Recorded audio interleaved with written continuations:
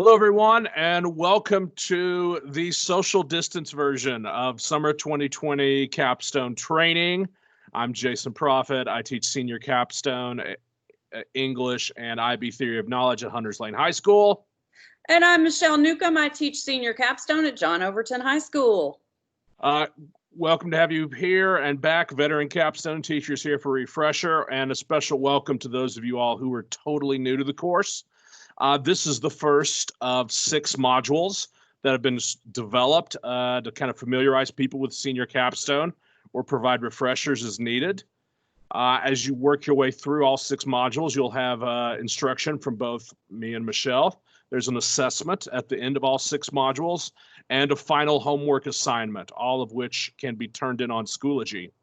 I also want to make people aware there is also a senior Capstone groups, senior Capstone group on Schoology that you can also join optionally for more Capstone support.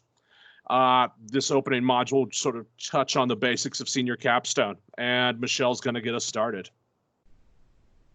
All right, so first part of Module 1, getting started with Capstone. We have, Capstone is an extensive kind of thing for all seniors are expected to do in this district. So what is it?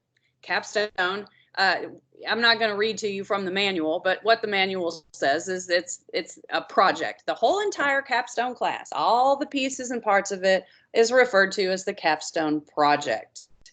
According to Tennessee, graduating seniors need to have completed a Capstone experience, but that's Capstone with a little c. It's not specifically the course called Senior Capstone. That's what most seniors do, admittedly, but there are other courses that students take, that seniors take in metro high schools that substitute for Capstone. But Capstone is a time when kids are going to be able to do some stuff that enhances their own sense of self, their learning, their view of the world. There's all kinds of great things that can come out of Capstone. These are the courses here on the screen that count for Capstone. So, for example, if you have a student who goes to Overton and they are participating in the cardiovascular services pathway, one of the medical pathways, and cardiovascular services is a course that requires all the same things that Capstone requires. And generally, these are 4th-year CTE courses for seniors. Then that student would not have to take senior Capstone.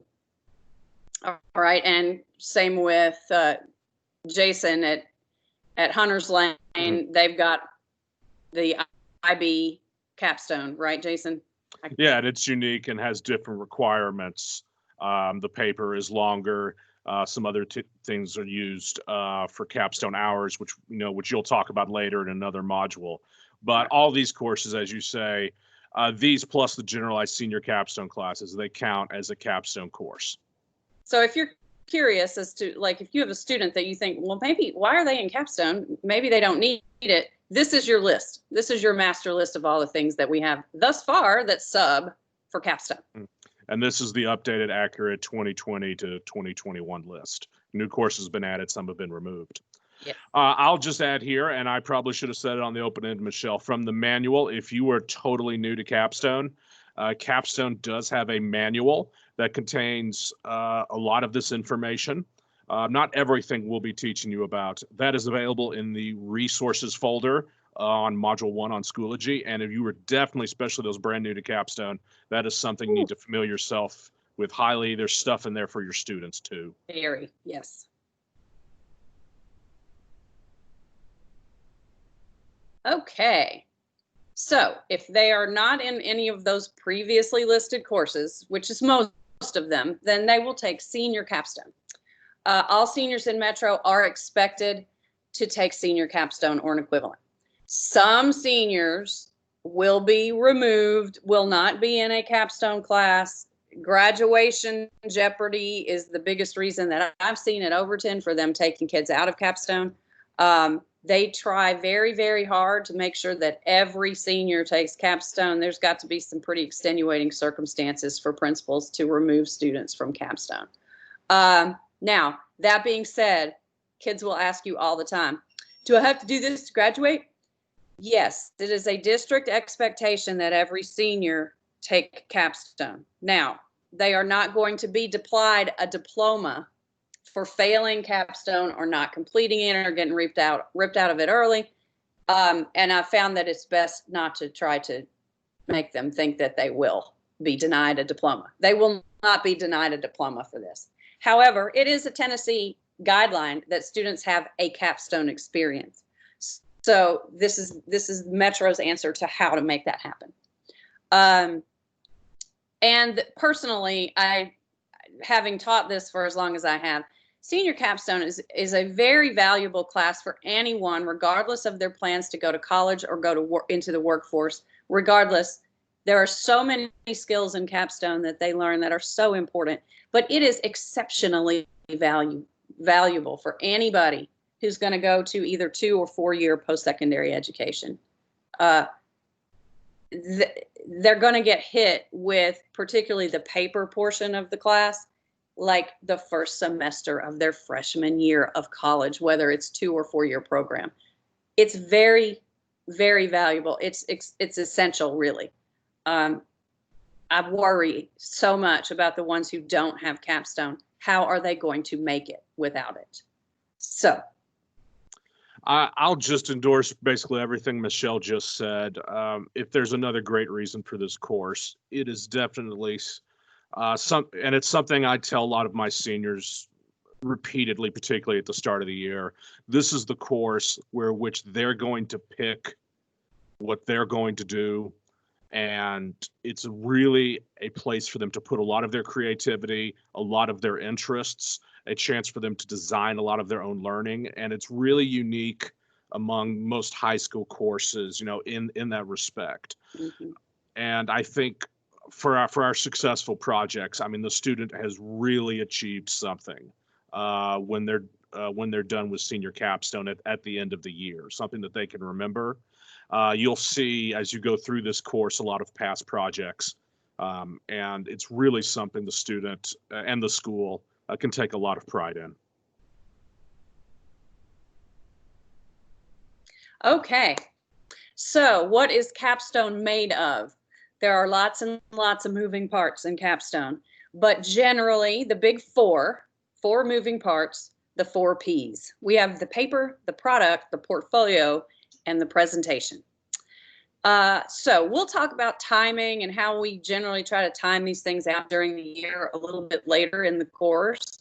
But just as an overview, the paper, generally the first semester, it's a 2,300 word research paper. That's roughly 8 pages. MLA formatting, unless, a student has a different format that they are more familiar with, and that can be worked around. I've done business plans for this before as well. But generally MLA format, have kids maybe when they start picking their own topic, because they do choose their own topic, try to figure out if they're going to be informative in their writing or persuasive in their writing. A lot of my kids find that persuasive writing is a lot more fun to write. Product. The product is a tangible result of whatever it is that they studied and researched. It must be created by the student. So like I told the student who did her paper on Steve Jobs and his life, she did a biographical research paper, and then she brought in her MacBook and tried to call it her product. That doesn't work. It has to be something that the student created. It can be an electronic or physical form. And there's some stuff that you'll get from Jason in his module on the product. Demos, organizing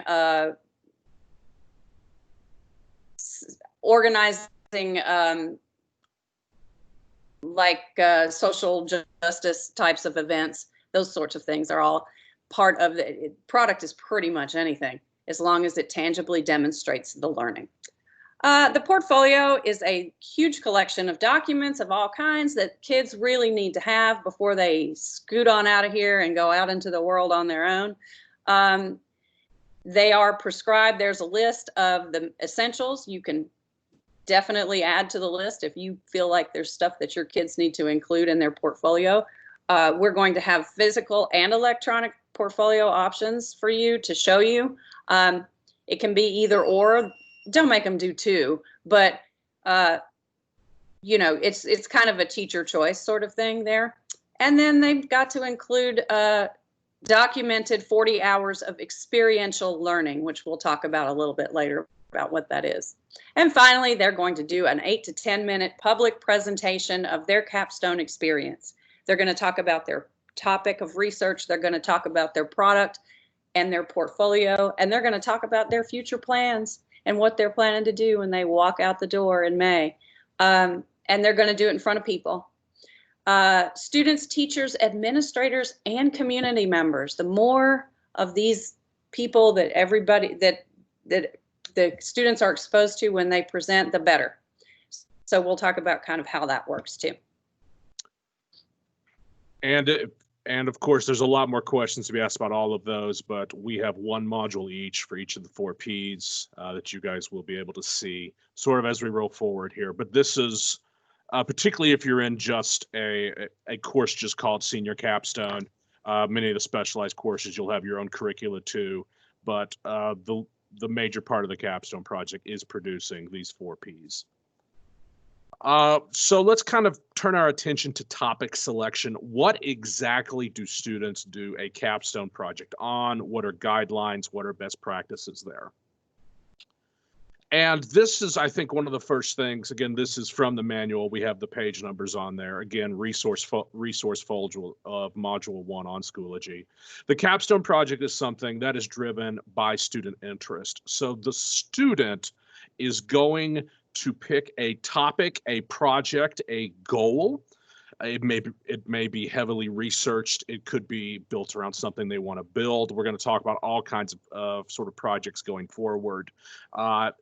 Exactly what a project can be is as varied as the students themselves, as long as it legitimately achieves all the 4 Ps. It should be unique to the course itself, though it may be involved with other things the student is doing the senior year. There's additional rules for the paper. Of course, you will cover more of this in Module 2.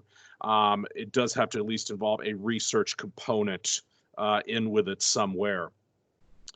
Again, one of the things, we'll have some exceptions to this later, the capstone project is something that is driven by student interest.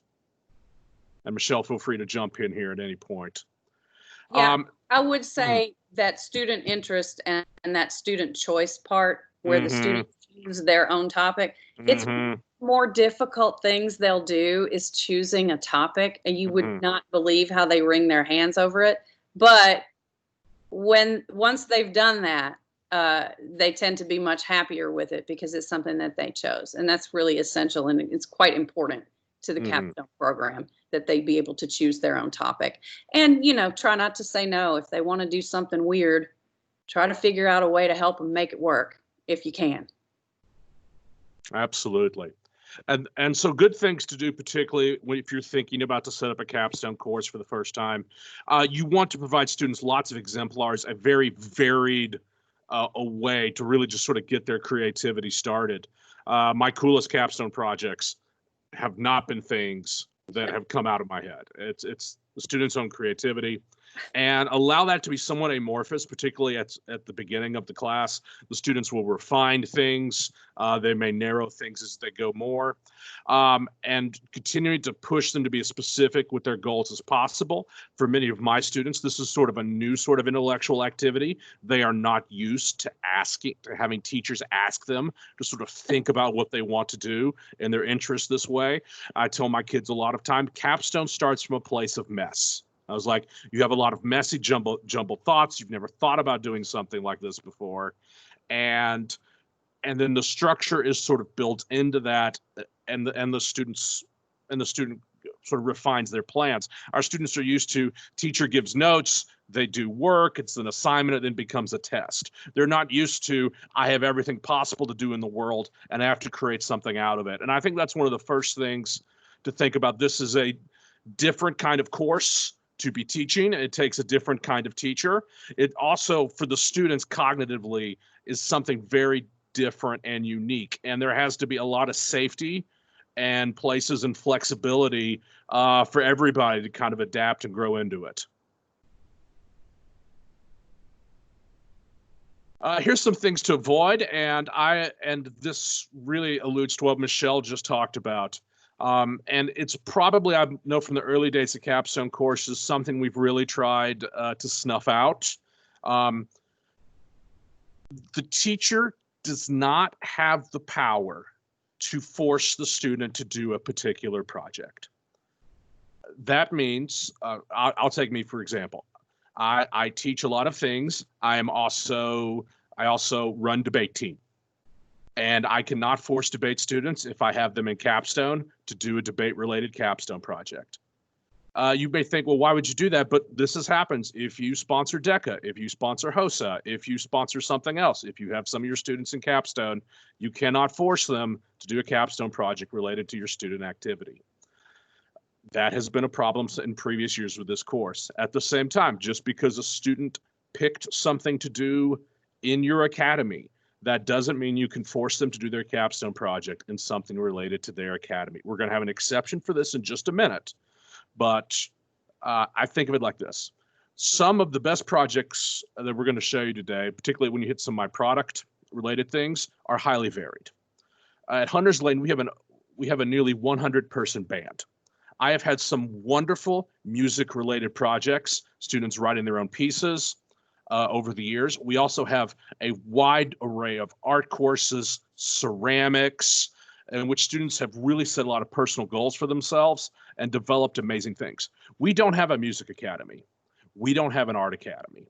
I teach in the Academy of Health and Human Services. If I force students to do projects only related to that, I've already eliminated some of the amazing things you're going to see as you continue through this. Michelle, anything you want to add on things to avoid? Yeah, just to piggyback on that just a little bit, the kid who just really was the IT genius, the kid has places to go, and there were so many things that he would have loved to have researched, but he found out that his grandmother had been diagnosed with Alzheimer's and was coming to live with him. And he said, I need to know what I need to know about Alzheimer's. So that's what he chose. And if we're in the business of forcing kids into their academy for a topic, then we're going to lose that. And that's the biggest value of Capstone to me, my immigrant kids and doing the research on DACA, and helping themselves as well as learning. So yeah, I just think it's super important. You may be surprised, particularly that we harp on this, but this is one of the bigger institutional problems. Not widespread, but we've seen in places over the years with senior Capstone. The teachers have a certain passion, but there needs to be room for student passion. However, there is an exception. If a student is in a special Capstone course as a senior that they had to apply to enter from their junior year, and the student chose to enter that instead of a regular senior Capstone course, they can be made to do a project that's mandatorily tied to the curriculum of that course. So the list of classes that you saw on that previous screen that they have chosen to take, those are the classes that are going to require what is required of that class. And in some cases, definite limits, very narrow limits actually on the topic of the paper. In some cases, assigned topics. As long as the student had a chance to take it's not just the end of that academy pathway, as long as the student had a choice to enter that in their junior year or not, then it'd be tied. In our IB curriculum, Theory of Knowledge 2 is one such an item. They enter IB Capstone. That I teach, for example, they have to do the 4,000-word extended essay. The 2,300-word Capstone paper and its rules are somewhat pushed aside. A lot of that is still in the extended essay, but they also have to meet all the IB requirements along the way, and they have to choose something related to one of the courses that they are in. And so it's a little more narrower, and meaning those courses are the same. One of the first problems that you will definitely hit if you're starting this for the first time, and honestly, I've been doing this for a while, if you're doing this for the 7th time, are students who are having trouble picking a topic. And And first of all, that's okay. That's normal. When a teacher first throws this out to you, this is hard. This is hard stuff. And so we need to talk about how can we help struggling students pick a topic. We'll have a bit more on struggles for each part of the modules as you sort of move on throughout this course. But one thing I think that helps is our examples, examples, examples. Lots of examples, perhaps several lessons, even over a course of weeks, showing several different kind of examples just to get them thinking. Yep. Have students gather their own interests. What are they passionate about? You might survey them on their interests. Ask around, get support. I've had wonderful project ideas come in from outside the class. So ask other teachers what's going on. And this is where clubs can be helpful. You can't force a student to do a project related to DECA. However, they may have not even considered some of the things they're passionate about in the school that they might want to do a project with. And that's where the rest of your building can be helpful. I tell you truly, I teach in the Health Academy. I have never forced a student to do a project related to the Academy of Health and Human Services. 70% plus of them, however, pull a topic from out of there anyway. And finding those things related to their career interests and presenting to them as here's some stuff you might think about is a best practice. You could have them do some general research and just things that are related to interest first, and giving them things, and this is really the last two bullets, having a place where all students can kind of start. That may mean putting some of the portfolio items that you'll learn about in Module 3 at the start of your course, like the brag sheet, the letters, the resume. Having some initial lessons where students can think about and brainstorm capstone topics and look at some beginning research. And what I learned is that sometimes my weaker students will then follow my strong ones. As my stronger students come up with capstone ideas, as my weaker students get more, sort of have more models put in front of them, that tends to help develop their thinking.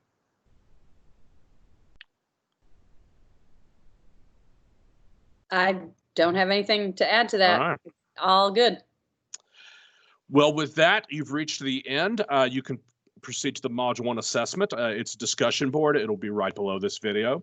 And again, you have the resource folder for each of the modules. The manual for the course is inside the resource folder, along with some other items. Be sure to check that for more helps. Best of luck teaching senior capstone. We will see you in Module 2.